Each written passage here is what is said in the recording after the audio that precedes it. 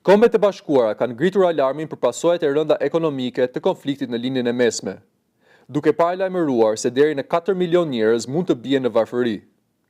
Zëdhënësi i sekretarit të përgjithshëm të OKB-s, Stefan Dujarric, gjatë një konferencë për shtyp, prezantoi të dhëna nga programi i Kombeve të Bashkuara për zhvillimin, sipas të cilave përshkallëzimi i konfliktit mund të kushtojë ekonomive të rajonit nga 3.7 deri në 6% të prodhimit të brendshëm bruto.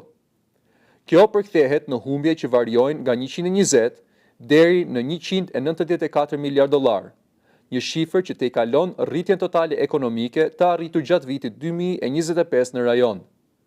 Sipas të njëjtave të dhëna, papunësia pritet të rritet me deri në 4%, duke sjellë humbjen e rreth 3.6 milion vendeve të punës, më shumë se sa numri i vendeve të reja të punës të krijuara gjatë vitit të kaluar.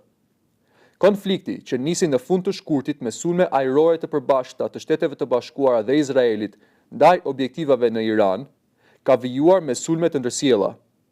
SBA dhe Izraeli kanë goditur struktura ushtarake dhe energjetike, ndërsa Irani është kundërpërgjigjur me raketa dhe dron ndaj objektivave në rajon. Përplasjet kanë përfshirë disa vende të lindjes së mesme, duke rritur ndjeshëm tensionet dhe pasigurinë në rajon. Ndërkohë, përpjekjet për ampushim nuk kanë dhënë rezultat, pasi Irani ka kundërshtuar një plan të propozuar nga SBA, duke e cilësuar atë të papranueshëm. Shqetësimet janë shtuar edhe për ndikimin në tregtinë globale, veçanërisht në ngushticën e Hormuzit, një nga rrugët më të rëndësishme të transportit të naftës në botë. OKB thekson se përshkallëzimi i mëtejshëm i konfliktit mund të përkeqësojë ndjeshëm kushtet ekonomike dhe sociale për miliona njerëz në rajon.